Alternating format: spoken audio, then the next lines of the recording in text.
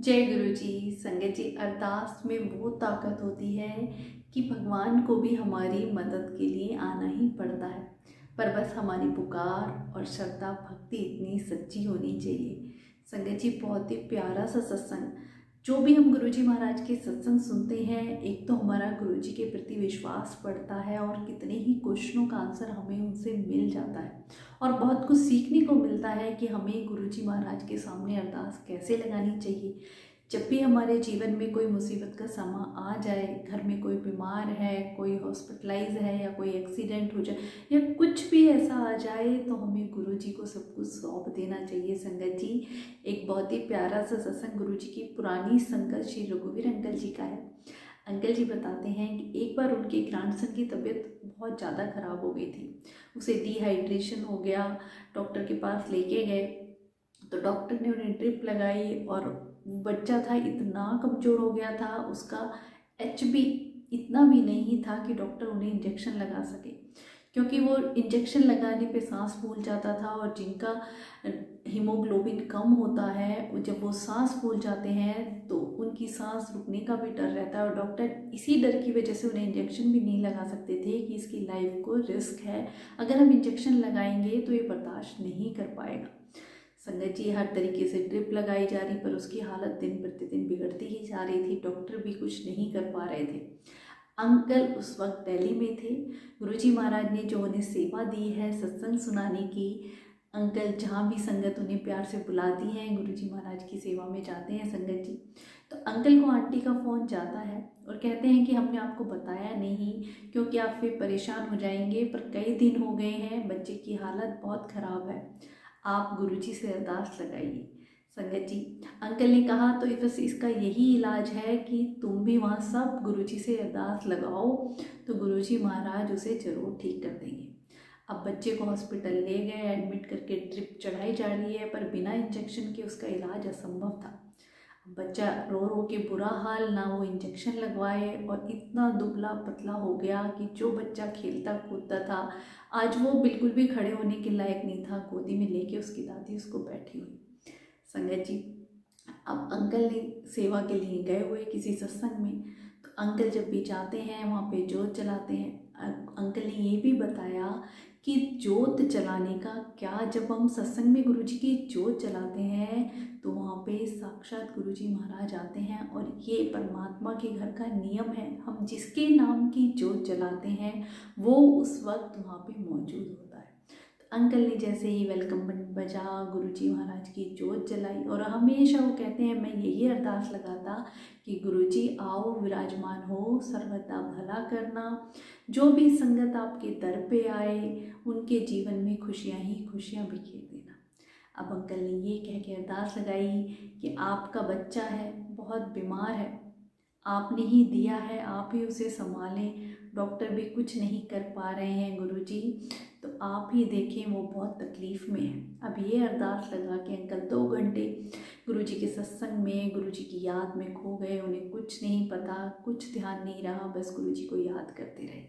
संगत जी, सबसे बड़ी पूजा भगवान को याद करने की है। गुरुजी महाराज क्यों कहा करते कि तुम मैनू याद करो, मैं तुम्हारे काम करांगा। तो संगत जी, गुरुजी महाराज को जब हम सौंप देते हैं, जब तक हम खुद भाग दौड़ करते रहेंगे कि मैं इससे मदद मांग लूँ या ये कर लूँ या वहाँ से उम्मीद लगा लूँ, तब तक गुरुजी भी मदद नहीं करते हैं। पर जब हम सच्चे भाव से एक बार उन्हें सौंप देते हैं, फिर गुरुजी खुद आके संभाल लेते हैं। संगत जी, अंकल कहते हैं मैंने 2 घंटे सत्संग सुना, फिर संगत बैठी हुई थी, माइक मेरे हाथ में दे दिया गया तो मैंने 1 घंटे संगत को सत्संग भी सुनाया। अब उसके बाद जब मैं माथा टेक के, आरती भी हो गई, आरती भी ले ली और सीढ़ियों से नीचे उतरने लग गया, तो मैंने अपना फ़ोन ऑन किया कि पूछूं बच्चे का क्या हाल चाल है। तो वहाँ से उनकी वाइफ बोलने लगी कि आप सुनिए कि आपने और हम सब ने मिल के जो अरदास लगाई, यहाँ पे क्या कहानी रची। तो वो बताती हैं कि ये बच्चा मेरी गोद में कैबिन के वहाँ लेटा हुआ था, मैं इसके पास ही थी और अचानक से दौड़ के डॉक्टर के कैबिन में चला जाता है। मैं इसके पीछे जाती हूँ और डॉक्टर से कहता है, यार डॉक्टर इंजेक्शन लगा दे, तू क्या कर रहा है। संगत जी, सब देख के हैरान रहते हैं, डॉक्टर भी हैरान कि जो बच्चा इंजेक्शन के नाम से ही डरता है वो खुद कह रहा है।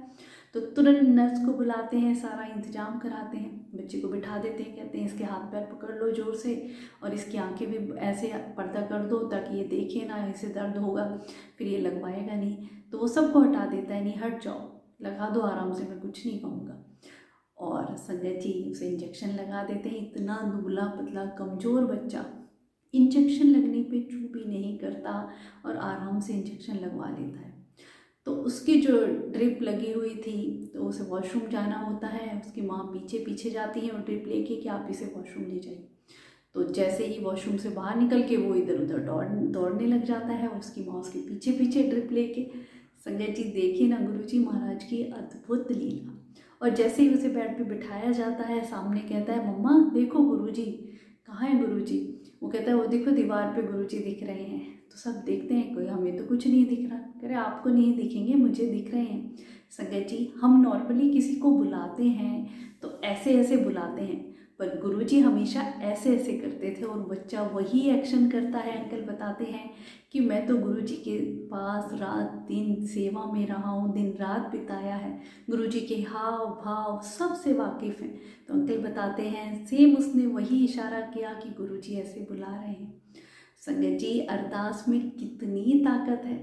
जब अंकल आंटी परिवार वालों ने सब ने मिलकर गुरुजी महाराज के चरणों में अरदास लगाई कि गुरुजी आओ संभालो अपने बच्चे को, हमें नहीं पता है, डॉक्टर भी कुछ नहीं कर पाएंगे जब तक आप नहीं आओगे। तो संगत जी गुरुजी आए और उस बच्चे को जो एक इंजेक्शन से डरता था और खुद जाके उसने डॉक्टर से इंजेक्शन लगवाया। ऐसे हमारे गुरुजी महाराज संगत जी आज भी संगत की हर बात सुनते हैं और कल्याण कर रहे हैं। बस हमारी वो पुकार, वो अरदास ऐसी ही होनी चाहिए। जब एक सच्चा भक्त अपने मन से पुकारता है और सब कुछ अपने गुरु को सौंप देता है तो संगत जी गुरुजी हर हाल में आते हैं और संभालते हैं। चाहे वो किसी भी रूप में आए, पर अपना आने का एहसास आपको जरूर दिला देते हैं। इतने प्यारे हमारे गुरुपा संगत जी, उनकी याद में जब हम खो जाते हैं तो वो हमारे सारे काज सवार देते हैं। अब उनकी याद में हम कैसे रह सकते हैं? जो भी नई संगत जुड़ रही है उनके मन में यही सवाल आता है कि हम कैसे गुरुजी को याद करें, कैसे कनेक्शन बनाएं। संगत जी गुरुजी ने कोई नियम नहीं बताया, आप सोते उठते बैठते जागते उन्हें याद करते रहें, बस वही सबसे बड़ी पूजा है। पर संगत जी स्टार्टिंग में कनेक्शन बनाने के लिए गुरुजी के स्वरूप के सामने बैठ जाया करो। बस एक ही तरीका है, कुछ मिनट, पूरे दिन में 1 मिनट भी अपने प्रभु को दे दिया करो और 1 मिनट तक उनके स्वरूप को देखते रहो। आप खुद ही देखेंगे कि आपके अंदर जो भी कुछ है गुरुजी से बोलने का मन करेगा और आप अपना सब कुछ बता दिया करो, उनके सामने रख दिया करो, सब कुछ छोड़ के अरदास लगा दिया करो। गुरुजी यही करते, कर्म तुम करो बाकी मेरे पे छोड़ो, कर्म चंगे रखो। जब हम एक अच्छे इंसान बनते हैं, किसी का बुरा नहीं करते हैं, तो भगवान भी हमारे साथ कभी कुछ भी बुरा होने नहीं देते हैं। संगत जी तो हमेशा मैं अपनी वीडियो में यही बताती हूँ कि गुरुजी के साथ कनेक्शन बनाने का एक ही तरीका है कि गुरुजी को याद में रखो, अपनी याद में रखो, उनके साथ एक प्यारा सा रिश्ता बनाए। संगत जी हम देखते हैं ना कितनी दुनियावी यादों में रहते हैं, कभी किसी के बारे में, कभी किसी के बारे में। अपने प्रभु को अपना माता पिता भाई बंधु जो भी कोई आप रिश्ता बनाना चाहें रख लें। जैसे मानवीय रूप में जो माँ बाप होते हैं कितनी हमारी देखभाल करते हैं। हम कहीं दूर भी बैठे हैं तो भी फ़ोन करके पूछेंगे कुछ खाया है नहीं खाया। आप सोचिए ना, जब हम भगवान को ही अपने माता पिता बना लेते हैं तो क्या वो हमें कुछ भी तकलीफ होने देंगे? बिल्कुल भी नहीं। संगत जी एक बार सच्चे दिल से आप भरोसा करके देखें, गुरुजी महाराज हर किसी की अरदास सुनते हैं। बस हमारा प्यार और भाव गुरुजी के लिए वो पक्का होना चाहिए और सब कुछ पूर्ण समर्पण जब हम गुरुजी को दे दें कि गुरुजी आप ही संभालो, हमें नहीं पता है, हमारा काम कर्म करना और आपका चिंतन सिमरन और आपको याद रखना है, बस बाकी वो सब संभाल लेते हैं। अनंतम अनंतम शुक्राना गुरुपा।